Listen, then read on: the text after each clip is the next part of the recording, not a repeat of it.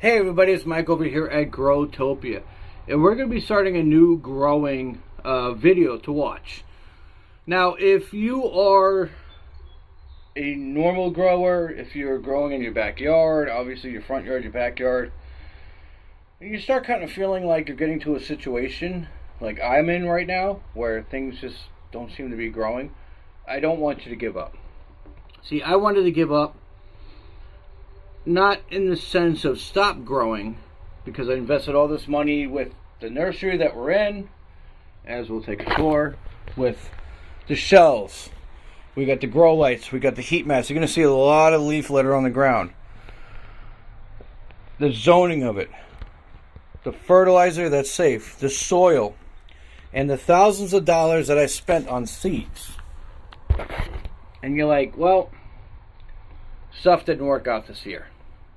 And then you go to different spots that you have. And you're like, well, do I not have a green thumb? Do I not have a brown thumb? Should I give up? Should I not give up? Well, I want you guys to realize, do not give up. I'm going to show you the cheap way to do this that I'm going to be doing, why you don't want to give up. Now, I have a room in my house that used to be a dining room back in the early days, and the previous owner enclosed it, and they turned it into they turned it into a dining room, but it used to be a patio. And for a while we had it as a storage room, and I decided to put some beds in there while I was off from work for about a month, and it was working great. But now it's not really working as good as I want to, and let's go take a look at that. Now, over here in this room, we are actually inside what I call the bedroom. Now, these were beds that I built. If a lot of you have watched the channel, you might have seen these being built. They're all made out of wood. They got drains in the bottom. They got plastic wrap on the inside to keep the soil and the water from leaking out. I didn't want to use any harsh chemicals. I put drains in them. The same kind of drain kit that you can actually buy online that worked great when I first started. Here's the drain. Now there's no bucket because I'm using the bucket currently in the nursery. The problem that I've ran into is a couple things. Two problems that I ran into. One, the age of the bed and the plastic, they're actually starting to leak, which is really weird because I made sure that I didn't do anything to the plastic to make them leak. And you could see with a thermometer that I have in here that this bed, just in this room alone, is almost 80 degrees. I don't know if you can see that, but it's almost 80 degrees sitting inside this bed. I stopped watering them. The reason why I stopped watering them was because the automatic watering system that I had first set up, running the lines to the beds, was great. It becomes a new chore. All of it's going to get ripped out. All of this could be used for other stuff. I could put shelves in here to put all my growing supplies, all my fertilizers that I use, all my soils, all my containers, all my kits, and so on and so forth. The reason why I'm breathing like this, the humidity in here is insane. Now, I'm going to take a screenshot of what the thermometer is inside of here. You guys are going to see. Now, what you're going to see is you're going to see the living room, which I have one inside the living room. I have one outside the door. I have one inside the bedroom, which is this room, which I call the bedroom. And even though this was a space for using as a dining room, my mother and I, girlfriends, my father, and friends, you couldn't be in here. I mean, it is June 6th, I think it is. June 6th, sorry, sometimes I forget. June 6th at 4 in the afternoon in Long Island, Holbrook, New York, Zone 7A. It is so humid in here, it is utterly insane that I actually have insulation foam with two fans that are connected to a solar panel that apparently aren't getting any solar on them because the fans aren't running, and it is disgustingly humid in here. And the only thing that would grow in here is stuff that doesn't need pollinators, such as bees. And I was playing around with a bunch of plants, and I left them in here with like the broccoli romacessas, which are these, that I could have harvested them, but I let them go to seed just to see what they would do. And other stuff just ended up dying out. And as it dies out over and over again, and I try to keep up on the watering, it becomes a very antagonizing task. And of course, we started filling in the sections with Christmas decorations and so on and so forth.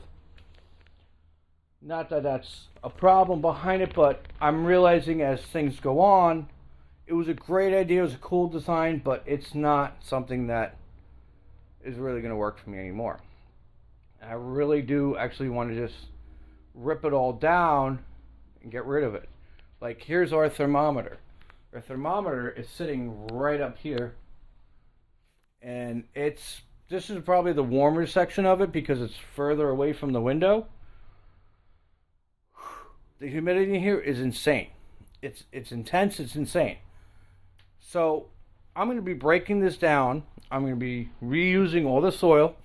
In the wood, I could turn around and use it for firewood. Even though I spent a lot of time putting these beds together, and I'm going to be throwing away a lot of stuff, there is also like a positive to things. I don't want people just to give up and think like, okay, this failed. This failed for me. That's why I make these videos. I post videos of my failures and try to help people not repeat the same thing. Now, you could have done it. If your house is cool inside and you could do that, that's great. That's honestly freaking awesome. But this room is a horrible room to be in. But let's go take a look at the greenhouses, and then we're going to look at our big project that we're about to start. Whew, had to get out of there. And yes, excuse me, moth. That is a solar camera from Decro. I am not sponsored by them at all. They're great. They send 1,000 alerts to my phone every time a very large creepy spider goes across the front of the lens, and I see the big long hairy legs, and I get freaked out nevertheless. So here's our greenhouses. So this year, because I'm taking a step back from gardening and I wanted to redo and rebuild stuff, I put stuff in the greenhouse that I normally wouldn't. But also things came back that I also thought was very interesting. Let me clean the lens here. Anyway, so I ended up sticking my green zebras, my Amish pace, another Amish pace, another green zebra, and an Amish pace. But right here, my rhubarb has come back with no problem. You know, and there's some dead stuff around it that where it died out. And I did not replant it, and I'm hoping it's a rhubarb at this point. I'm not really sure, but I left it the way it is. And it's running off of the same sprinkler system that I have that waters most of my property. Of course, as we transition into the new growing space, we're gonna change that whole watering up to a whole different level, amongst other things that are gonna be really awesome that are gonna be coming. And as we go to the other greenhouse, now we have two of them, right? So I always called that the shade house. I always called this the sun house. What I always found was really interesting with the thermometers is that the shade house, and the reason why it was called the shade house because it was getting the shade of the morning sun, and then this was getting the sun. But what's interesting is that one hits 100 degrees while this one is still at 70. Don't know why. And I've moved the thermometers around thinking I put the thermometers in the wrong spot with the wrong labeling and stuff, and that is not the case at all. It's just I'm looking at a hornet right now is where I'm losing my attention because I saw a hornet earlier today and I really don't want to get stung by one. So in case the camera goes flying, it's me either getting rid of the hornet or me getting stung by it, and I don't know where the hell it went. But I ended up sticking... Where'd you go, you little fucker? I ended up sticking peppers in here. So this I left alone. This was a citronella that died. I have a jalapeno, Alahine pepper, and Alahine pepper in my peanut bed. And that little thing down there was because when I first came into this greenhouse this morning, I started moving my planters out that I didn't need. I started putting them off to the side, and they were loaded with ants. So I used a ant killer from Toro, or Toronto, whatever the hell it is. And I stuck it in there and it killed all the ants. Because basically I don't want ants at all inside my greenhouse. I don't want them around my plants. They will eat your tomatoes. They'll eat your cucumbers, and that is a very big, disgusting spider. Where'd you go? Look at that ugly fucker. Go away! Your discretion is advised. Die fucker, die fucker, die fucker. Anyway, so I don't like spiders. I don't want them near my plants either. I don't want them near me or the plants. I don't need it. You're not helping me with my plants. They got very dark. Nevertheless, the peppers are going to grow inside the greenhouse. The tomatoes are going to grow inside the greenhouse. But our big fun that we're going to have is out in the big growing space. Let's go to that. Well, I know a lot of you guys probably have seen this before. Is Mike over here at Growtopia 1776 debuting and showing off my growing space. Well, it has been literally overtaken by weeds. I have no clue what that is. It's cool looking. I have no idea what it is. We got leaves. I am having issues. The gate is sagging on itself. And as you can tell, being with the army trucks in the backyard, you know that this whole space is going to get ripped out. Now, I spent a lot of time putting this whole up together. My mother and I helped with putting the chicken wire up with thousands of staples. And unfortunately, one of the things that I've ran into is just random things growing in it. I mean, look how big this is compared to my thumb. I'm 5'9". I'm not really the biggest guy in the world. This is crazy. And one of the other issues is the strings. You know, the strings with the clips. And I tried to leave the tomatoes on the vine, thinking that was a great idea. And of course, there's a lot of mowing that has to be done back here, which is going to be done either late today or tomorrow. And this actually covers over an electrical unit, so I stopped walking into it. We do have our, oh God, here comes an airplane.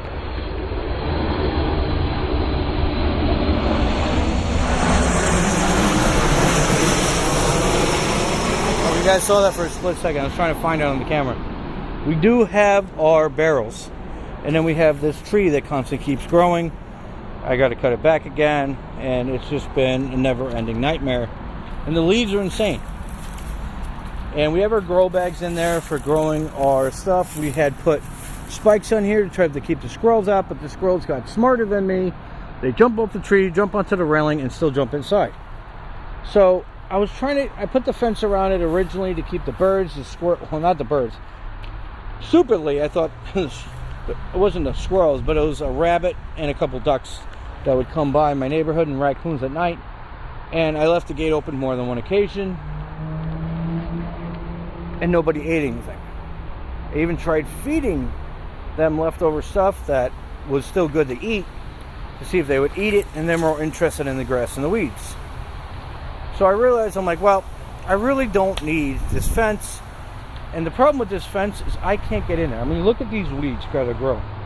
Yes, I got to move the pails. These are all wood pails and stuff where I have firewood inside of.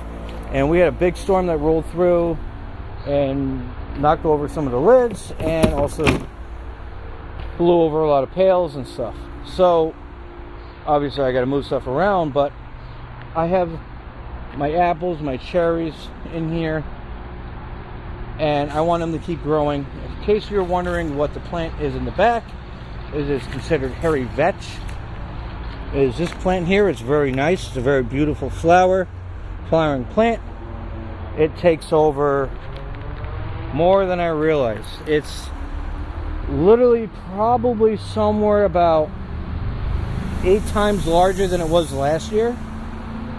And that's a problem. It's a problem because it's taking over the whole area. I have another issue. I put a raspberry bush out here. I didn't realize how bad the raspberry bush was going to take over.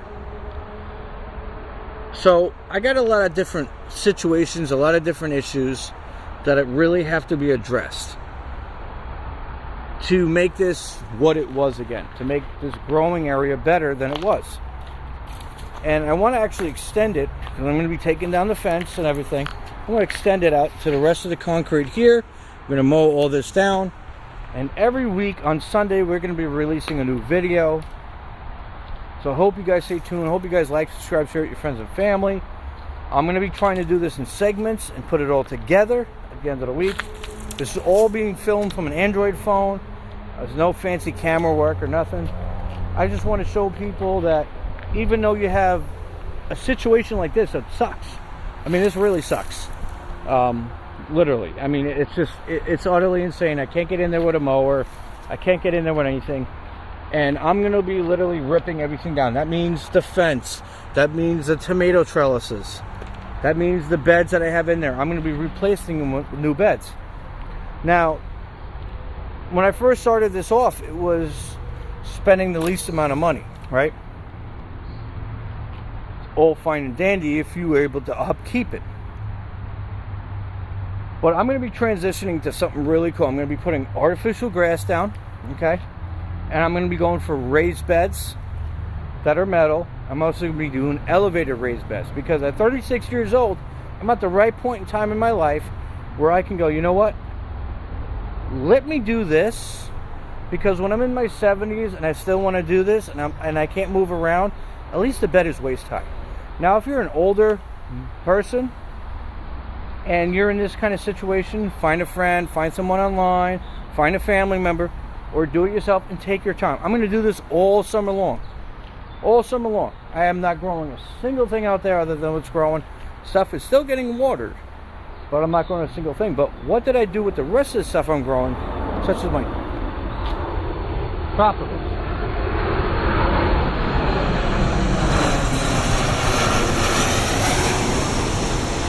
Let's go take a look at those. So what I ended up doing was I put my Tiny Tim tomatoes that I had growing, okay? So last year I had citronellas and I had fake birds of paradise lobster plants that just never took off. So I said, you know what? They were growing again this winter. They died again. That's it. I put them in the yard. I ran them through the mower. That's it. Loss of money. Just move on and move on with everything. So I put my Tiny Tims in the big, large 6-inch containers. 1, 2, 3. So over here, I have another Tiny Tim over here. I got to water this section. These are my endless summer blooming hydrangeas that are coming back. Last year, I tried to put them out there. They died off. This is the first year that they're actually starting to come back. They look really good and healthy. I got one back there. I got one over here. I'm really happy about them. And here's another Tiny Tim. It's really hard to see it, how tiny it is down there. There's another hydrangea, but I also put my banana outside. Now the reason why for the yellow leaf is because that leaf was literally facing the side of the nursery where there's no sun. So I put the banana outside. I got the lemon and I got the lime. They might be opposite on each other. Actually, that's the lemon and that's the lime, nevertheless. And those are foxgloves that I planted, and this is my new pond design that I put up out here, which works pretty good, I think, currently. And I'm going to be redoing everything around it by putting some perennials as well and changing the soil. And then my whole area that I had for the loofahs weren't growing, so I ended up sticking a couple of my tomatoes over there as an option of just a different place to put them, a different place for them to grow. And I had to hill them a little bit, so I got a big mama, I got a San Manzino, and another big mama. I had to hill them up a little bit, and we're going to hopefully see if they actually grow. And that's basically it for this year for what I'm going to be growing. But I also want to show, like, just because things are going south for you, or you just don't feel like you want to deal with the super breakdown. You know, that breakdown is insane for one person. And it's hard for me to get time to do it. I got water on automatic systems that I got from Orbit. or Rainbird, whatever it was. I forgot what it's actually from. I think it is from Orbit. And you program it on your phone. If you don't know how to do that, definitely contact somebody, your friend, family member. It's just an app, and you just got to sit there and play with it. And it's a pain in the butt, but once it's watering on its own, and then you can connect with your phone and water it from your phone, which I got to do for the front section here.